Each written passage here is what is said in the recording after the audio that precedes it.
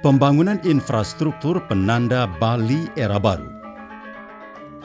Di bawah kepemimpinan Gubernur dan Wakil Gubernur Bali Wayan Koster dan Cooke Sukawati, pembangunan Bali diselenggarakan dengan visi Nangun Satkerti Loke Bali melalui pola pembangunan semesta berencana menuju Bali era baru yang mengandung makna menjaga kesucian dan keharmonisan alam Bali beserta isinya untuk mewujudkan kehidupan kerama Bali yang sejahtera dan bahagia skala niskala menuju kehidupan kerama dan gumi Bali sesuai dengan prinsip Trisakti Bung Karno, berdaulat secara politik, berdikari secara ekonomi, dan berkepribadian dalam kebudayaan yang dilaksanakan melalui pembangunan secara terpola, menyeluruh, terencana, terarah, dan terintegrasi dalam bingkai Negara Kesatuan Republik Indonesia berdasarkan nilai-nilai Pancasila 1 Juni 1945.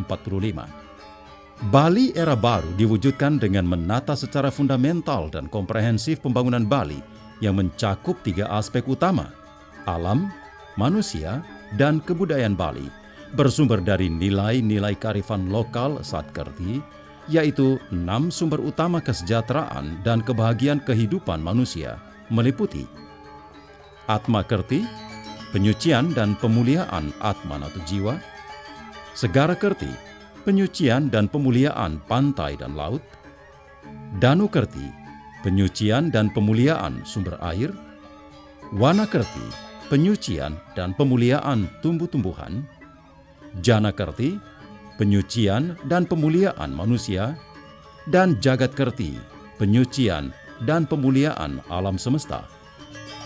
Visi Nangun Satkerti Loke Bali dilaksanakan dengan pembangunan infrastruktur dan sarana prasarana strategis yang sangat fundamental dan monumental, bersifat niskala skala sebagai penanda peradaban Bali era baru. Astungkara, berkat restu alam semesta, tuntunan Ida Betara Sasuhunan, leluhur, guru-guru suci, dan penglingsir Bali. Meskipun dalam kondisi sulit di masa pandemi COVID-19, pembangunan infrastruktur dan sarana prasarana strategis dapat dilaksanakan dengan lancar dan sukses sesuai rencana Labde Karya Manggu Side Sidaningdon.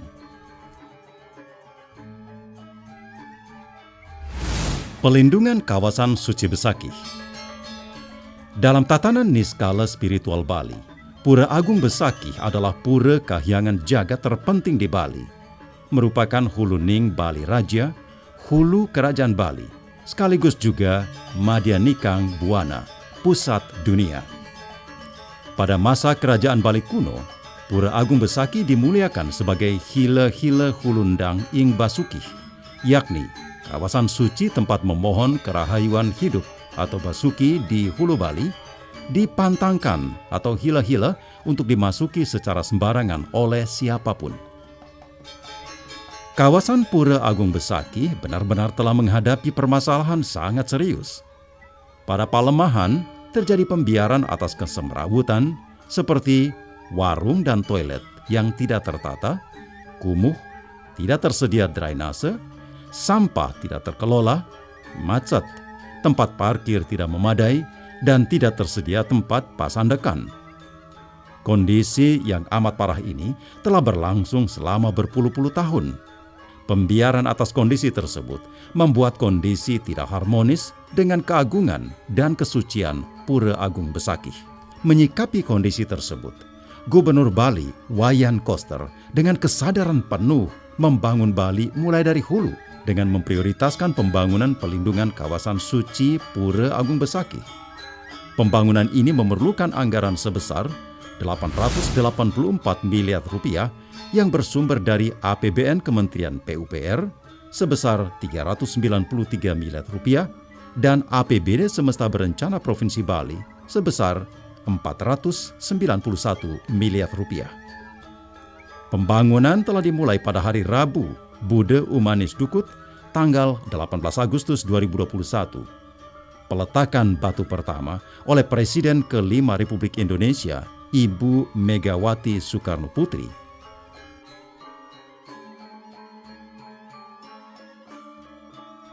Bangunan ini memberi manfaat nyata bagi umat Hindu dan masyarakat umum, baik di Bali maupun di luar Bali, dalam melaksanakan upekara dan upacara suci Dreste Bali di Pura Agung Besaki dengan rasa nyaman dan aman. Atas nama pemerintah daerah dan masyarakat Bali, kami mengucapkan selamat datang serta menghaturkan terima kasih atas perkenan Bapak Presiden beserta Ibu menghadiri acara peresmian fasilitas kawasan suci Pura Agung Besaki di Kabupaten Karangasem, Bali. Selanjutnya, dengan memohon restu alam semesta, Ide Betara yang berstana di Pura Agung Besaki, kami memohon Bapak Presiden berkenan meresmikan fasilitas kawasan suci Pura Agung Besaki ini. Hari ini saya sangat bahagia berada di kawasan Pura Agung Besaki. Pura yang sangat disucikan, pura yang sangat disucikan bukan hanya oleh umat Hindu di Bali, tetapi juga oleh umat Hindu di seluruh Nusantara. Dan dengan memohon restu Ida Sang Hyang Widiawasa, penataan kawasan Pura Besaki pada siang hari ini saya nyatakan diresmikan.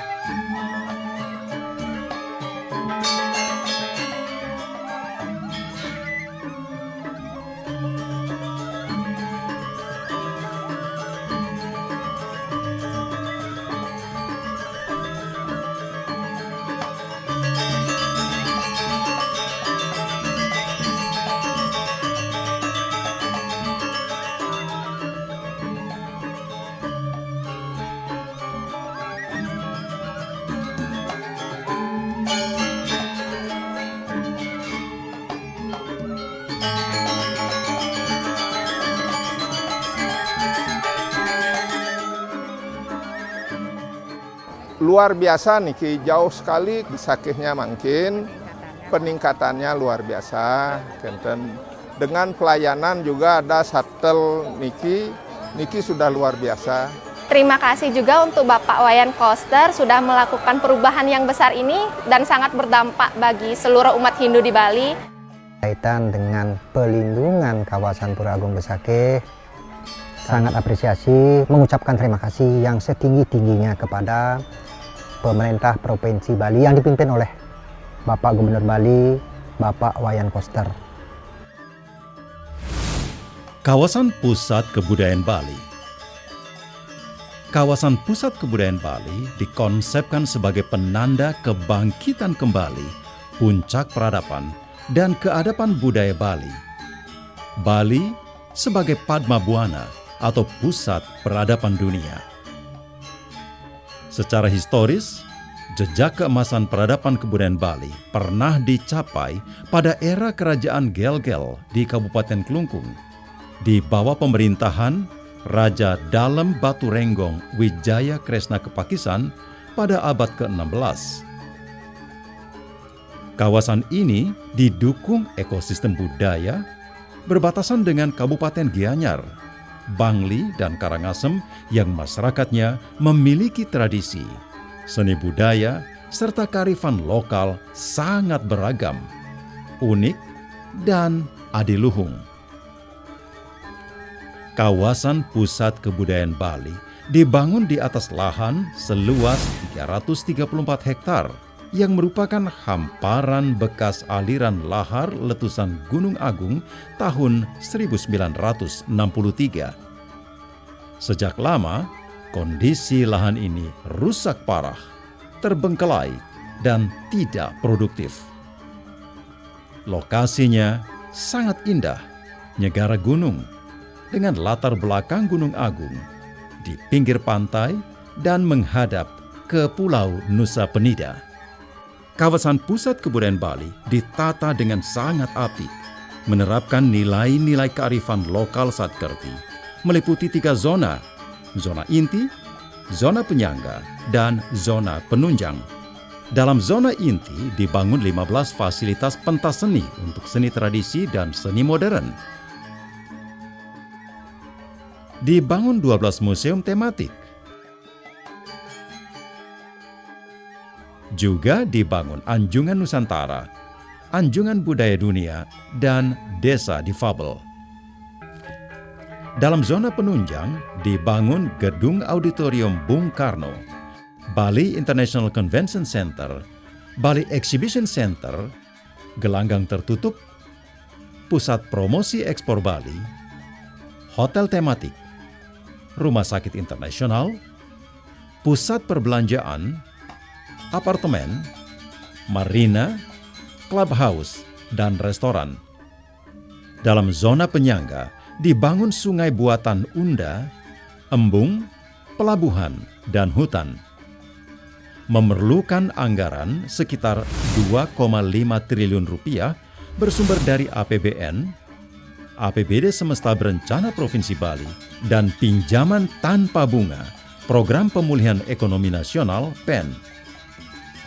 Pembangunan dimulai dengan pembebasan lahan, pematangan lahan, dilanjutkan pembangunan fisik pada zona inti, zona penunjang, serta zona penyangga tahun 2020 sampai 2025. Kawasan Pusat Kebudayaan Bali merupakan mahakarya berkelas dunia, seperti halnya Candi Prambanan dan Candi Borobudur.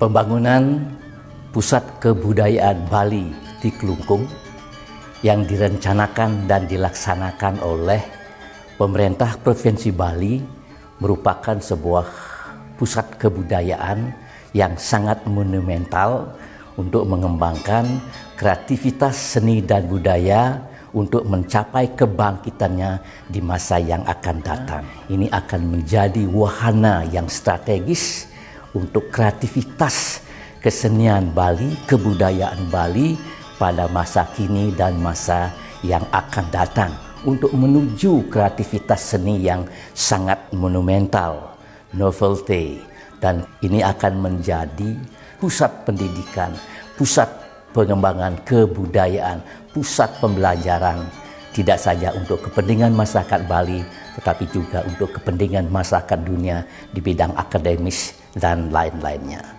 Selamat Bapak Gubernur Wayan Koster dan Wakil Gubernur Chok Aceh atas prestasi yang gemilang.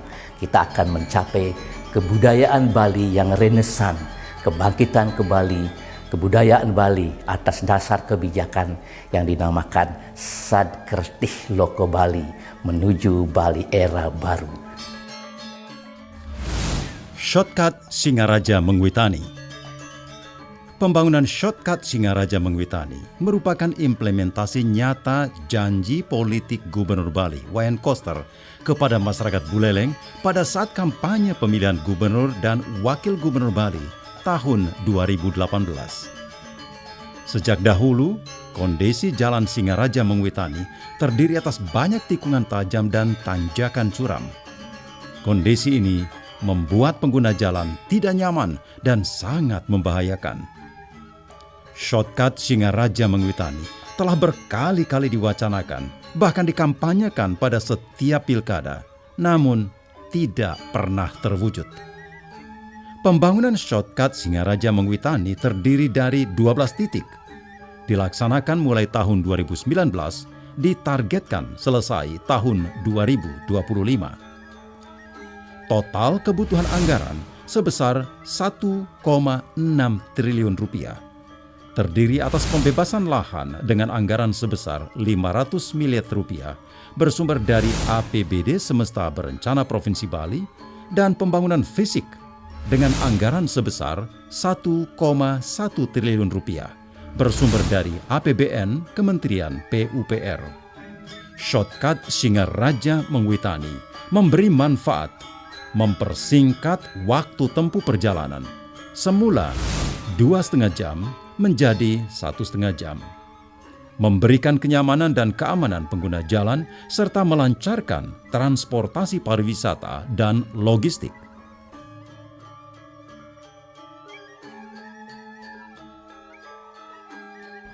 Dari warga sini yang kena terdampak ini mengucapkan terima kasih sekali kepada Bapak Wayan Koster sebagai Gubernur Bali yang sudah membuatkan shortcut 3 niki Kak Tiang sebagai warga niki berterima kasih sekali dengan ajarnya shortcut niki kan. Tol Jagadkerti Bali. Keseimbangan dan keharmonisan pembangunan antar wilayah di Bali tidak akan pernah terwujud tanpa infrastruktur darat yang terkoneksi dan terintegrasi. Tol Gilimanuk Mengwi merupakan implementasi konsep keseimbangan dan keharmonisan pembangunan Bali yang selaras dengan nilai-nilai kearifan lokal Jagadkerti, menyucikan dan memuliakan alam semesta beserta isinya. Sejak dahulu, jalan yang menghubungkan Gilimanuk Mengwi memiliki banyak tikungan tajam dan tanjakan curam dengan tingkat kecelakaan yang tinggi. Kondisi parah ini telah berlangsung begitu lama tanpa pernah ada gagasan untuk mengatasi. Dalam waktu cepat, Gubernur Bali, Wayan Koster, berhasil meyakinkan pemerintah pusat serta menarik investasi untuk merencanakan dan melaksanakan pembangunan jalan tol sepanjang 96,21 km dengan lebar 40 meter. Pelaksanaan pembangunan jalan tol diawali pembebasan lahan mulai tahun 2022 sampai tahun 2023. Dilanjutkan pembangunan konstruksi mulai tahun 2023 sampai tahun 2025 dengan kebutuhan anggaran sebesar 24 triliun rupiah bersumber dari investasi. Pembangunan jalan tol ini terwujud atas keberanian dan komitmen kuat Gubernur Bali, Wayan Koster, yang mendapat dukungan pemerintah serta berbagai komponen masyarakat Bali.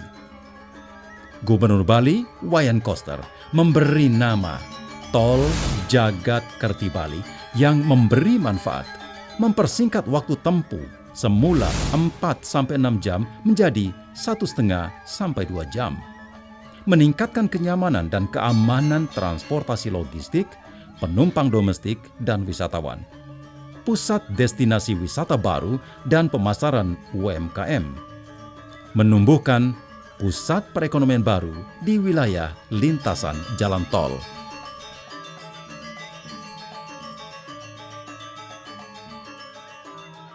Kami sangat mengapresiasi dari rencana pembangunan jalan tol Jagadkerti ini yang menghubungkan Gilimanuk Mengwitani. Yang pertama adalah mampu memecahkan kemacetan lalu lintas dan mengurangi waktu tempuh. Yang kedua adalah untuk mendistribusikan pembangunan. Jadi supaya pembangunan tidak menumpuk hanya di Bali Selatan saja, tetapi juga terdistribusi merata ke Bali bagian barat. Oleh karena itu maka pembangunan daripada jalan tol Jagadkerti ini perlu juga diimbangi dengan pembangunan aktivitas di Bali Barat. Sehingga nantinya dengan dilayani oleh jalan tol Jagadkerti, maka diharapkan pertumbuhan pembangunan di wilayah Bali Barat ini akan dapat berkembang seperti halnya di Bali Selatan. Pelabuhan Segitiga Sanur Sampalan bias muncul. Nusa Penida merupakan pulau yang sakral dengan sejumlah kahyangan suci, antara lain Pura Penataran Pet, Pura Pucak Mundi, dan Gua Giri Putri. Keberadaan Nusa Penida tidak terpisahkan dengan Nusa Ceningan, Nusa Lembongan, dan Bali Daratan. Nusa Penida merupakan kawasan yang sangat potensial dan memiliki kekuatan daya tarik alam yang istimewa, namun belum dikembangkan secara optimal dan terintegrasi. Sejak dahulu, penyeberangan laut dari Sanur ke Nusa Penida sangat memprihatinkan. Tidak nyaman dan tidak aman karena tidak ada pelabuhan.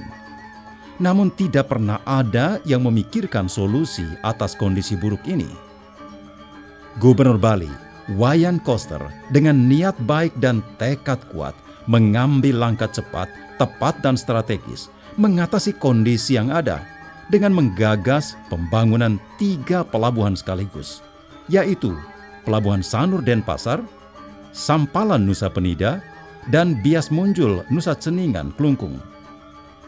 Pembangunan pelabuhan segitiga Sanur, Sampalan, Bias Munjul dimulai tahun 2020, selesai tahun 2022. Dibutuhkan anggaran sebesar 563 miliar rupiah. Untuk pembangunan pelabuhan Sampalan sebesar 90 miliar rupiah. Pelabuhan Bias Munjul sebesar 97 miliar. Dan pelabuhan Sanur sebesar 376 miliar rupiah. Sumber pendanaan sepenuhnya dari APBN Kementerian Perhubungan. Pelabuhan segitiga Sanur, Sampalan, Bias Munjul yang bermanfaat, memberikan kenyamanan dan keamanan penyeberangan bagi umat Hindu pada saat upacara di Pura Penataran PED untuk aktivitas rutin masyarakat Bali serta para wisatawan ke Nusa Penida, Nusa Ceningan, dan Nusa Lembongan.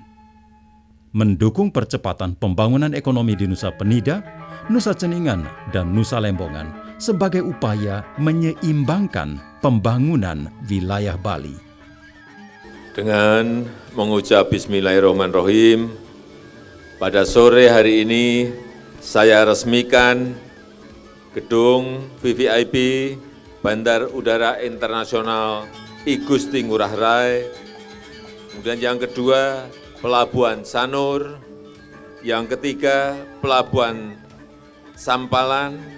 Dan yang keempat, Pelabuhan Bias Munjul Nusa Ceningan di Provinsi Bali. Terima kasih.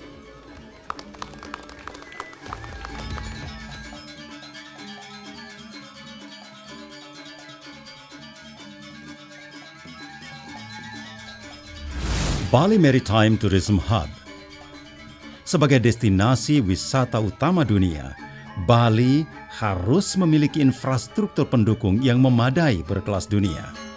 Gubernur Bali, Wayan Koster, mengarahkan rencana induk dan desain pengembangan pelabuhan Benoa yang diusulkan PT Pelindo menjadi Bali Maritime Tourism Hub. Harus memperhatikan kelestarian alam, manusia, dan kebudayaan Bali sesuai nilai-nilai kearifan lokal Satkerti. Kondisi pelabuhan Benoa Denpasar kurang memadai dan tidak tertata dengan baik. Bercampur antara layanan logistik, perikanan, dan wisata, serta belum memberi manfaat optimal bagi perekonomian Bali. Bali Maritime Tourism Hub. Gubernur Bali Wayan Koster mensyaratkan 51% dari luas total 70 hektar harus dimanfaatkan untuk ruang terbuka hijau berupa taman hutan Segara Kerti. Pelaksanaan pembangunan mulai tahun 2020, selesai tahun 2023. Percepatan pembangunan dilaksanakan dalam rangka menyambut pertemuan presidensi G20 yang dilaksanakan di Bali tahun 2022. Kebutuhan anggaran sebesar 6,1 triliun rupiah, sepenuhnya bersumber dari PT Pelindo. Bali Maritime Tourism Hub merupakan wahana berkelas dunia yang memberi manfaat, meningkatkan layanan transportasi logistik, cruise dan yacht, pusat destinasi wisata baru dan pemasaran UMKM, pusat pertumbuhan perekonomian baru di Bali Selatan.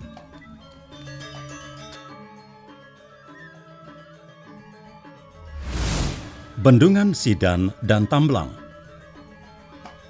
Ketersediaan air untuk kebutuhan kehidupan sehari-hari dan pengairan menjadi masalah besar dan serius di Bali. Membangun bendungan merupakan swadharma murdaning jagat Bali sesuai ajaran yang tersurat dalam Kitab Slokantara. Membuat satu telaga untuk umum dam atau bendungan lebih mulia daripada menggali 100 sumur. Pembangunan bendungan selaras dengan nilai-nilai kearifan lokal Danu Kerti, menyucikan dan memuliakan sumber air. Secara umum, kondisi mata air dan sungai di Bali mengalami penurunan kapasitas. Bahkan, banyak sungai yang sudah mengering, sehingga kebutuhan air sehari-hari yang dipenuhi dari air bawah tanah semakin meningkat. Hal ini sangat mengancam kelestarian lingkungan dan ekosistem alam Bali. Gubernur Bali Wayan Koster melakukan upaya keras mengatasi masalah tersebut hingga berhasil meyakinkan Kementerian PUPR untuk membangun bendungan Sidan dan bendungan Tamblang. Pelaksanaan pembangunan mulai tahun 2019 selesai tahun 2023. Pembangunan bendungan Sidan di wilayah Bangli dan Badung dengan anggaran sebesar 1,8 triliun rupiah, serta bendungan Tamblang Buleleng dengan anggaran sebesar 794 miliar rupiah sepenuhnya bersumber dari APBN Kementerian PUPR. Bendungan Sidan dan bendungan Tamblang memberi manfaat, memenuhi kebutuhan penyediaan air minum dan mendukung irigasi untuk wilayah Gianyar, Denpasar, Badung, dan Tabanan, serta Buleleng. Mengurangi penggunaan air bawah tanah yang berisiko terhadap lingkungan dan ekosistem alam Bali. Bendungan Danau Kerti, kapasitas tampungnya 5,1 juta meter kubik, besar sekali. Dan luas genangannya kurang lebih 29,8 hektar. Yang ini akan mengairi sawah seluas 588 hektar. Jadi bendungan ini dipakai untuk irigasi sawah. Yang kedua, untuk mengurangi banjir. Dan dengan ini bendungan Danau Kerti di Provinsi Bali saya nyatakan diresmikan.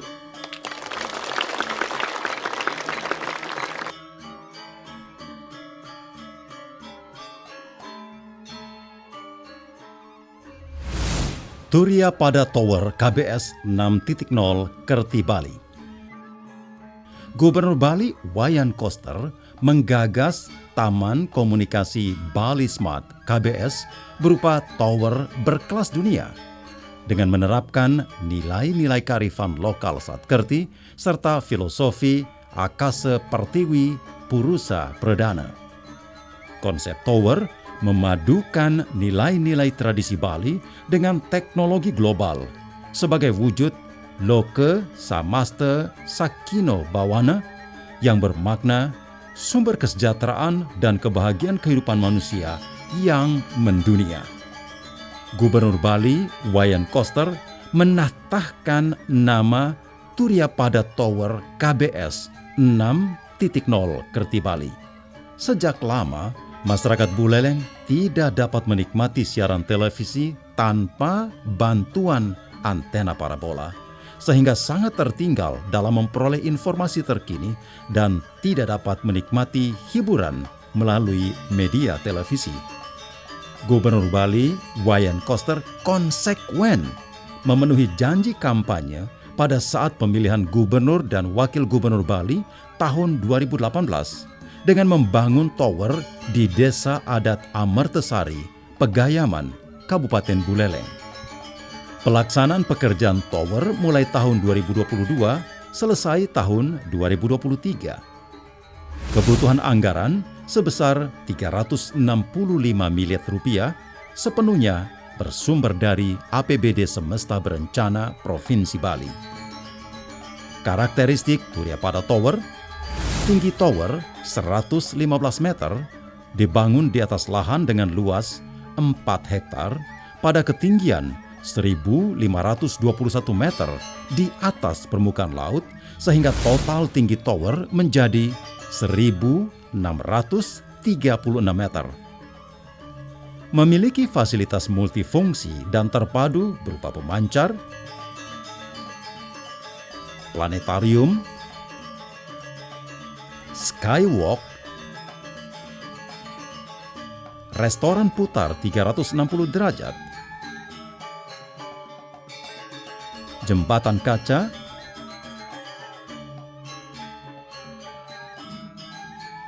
museum, dan ruang konvensi, serta dilengkapi gondola. Memiliki konstruksi khusus yang tahan terhadap gempa berkekuatan sampai 1.0 G dan kekuatan hidup minimal 500 tahun. Turya Pada Tower KBS 6.0 Kerti Bali merupakan tower ikonik monumental pertama di Indonesia.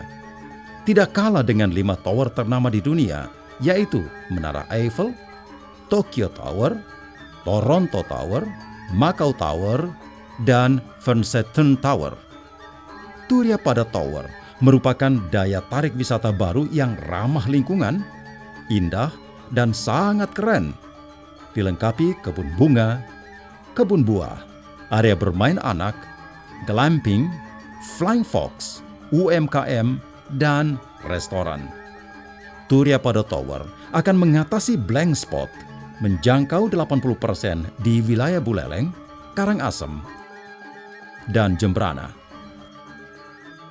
Menara Turya Pada di Singaraja. Itu fungsinya mungkin kita kenal, tetapi desainnya, ketinggiannya, manfaatnya bagi penyampaian berita dan yang lain-lain, termasuk juga nanti rekreasi dan pariwisata, mungkin boleh bilang satu-satunya di Bali. Dan ini akan menjadi ikon. Nah, saya berdoa mudah-mudahan semua ini lancar, proyeknya bisa terwujud, dan saya yakin bahwa kita bisa leading. Jadi Bali akan bisa menjadi sebuah pulau yang katakan penduduknya merasa senang, merasa nyaman, merasa aman, dan sejahtera. Ini yang penting. Mari kita satukan langkah untuk menyelamatkan infrastruktur ini bagi kemaslahatan masyarakat Bali sekian generasi lagi ke depan. Selamat Pak Koster, selamat berjuang. Gubernur Bali Wayan Koster dengan niat baik, tekad kuat, yang bekerja dengan fokus, tulus, lurus, telah mampu mewujudkan sesuatu yang sebelumnya hanya mimpi, kini menjadi kenyataan. Sesuatu yang selama ini hanya wacana, sekarang sudah terwujud. Sesuatu yang sebelumnya tidak ada, tidak terpikirkan, bahkan sama sekali tidak terbayangkan, kini hadir di depan mata, yang memberi masa depan baru. Bali era baru diwujudkan dengan pembangunan infrastruktur dan sarana prasarana strategis yang meliputi pelindungan kawasan Suci Besakih, kawasan pusat kebudayaan Bali, shortcut Singaraja Mengwitani, tol Jagat Kerti Bali, pelabuhan segitiga Sanur, Sampalan, Bias Munjul, Bali Maritime Tourism Hub, Bendungan Sidan dan Tamblang, serta Turya Pada Tower KBS 6.0 Kerti Bali. Pembangunan infrastruktur dan sarana prasarana strategis ini merupakan mahakarya adiluhung, bersejarah, fundamental, dan monumental yang dibangun dengan menerapkan nilai-nilai kearifan lokal Satkerti sebagai tonggak peradaban dan penanda Bali era baru. Semua mahakarya baru tersebut menjadi kebanggaan yang membahagiakan, sepenuhnya diwariskan kepada seluruh masyarakat Bali, menjadi warisan dari generasi ke generasi nan abadi sepanjang zaman. Astungkare, walaupun pemerintah sedang mengalami keterbatasan anggaran akibat pandemi COVID-19, namun berkat komitmen kuat dan niat mulia Gubernur Bali Wayan Koster, telah terbuka jalan mendapat dukungan pemerintah pusat, bahkan mendapat perhatian langsung dari Presiden Republik Indonesia, Bapak Insinyur Joko Widodo, sehingga seluruh program pembangunan infrastruktur dan sarana prasarana strategis tersebut dapat terwujud sesuai rencana. Pembangunan infrastruktur dan sarana prasarana strategis tersebut mendorong pusat-pusat pertumbuhan perekonomian baru yang terintegrasi guna menyeimbangkan pembangunan di wilayah Bali Selatan, Barat, Tengah, Utara, dan Timur demi peningkatan kesejahteraan dan kebahagiaan masyarakat Bali secara merata dan adil, niskala skala.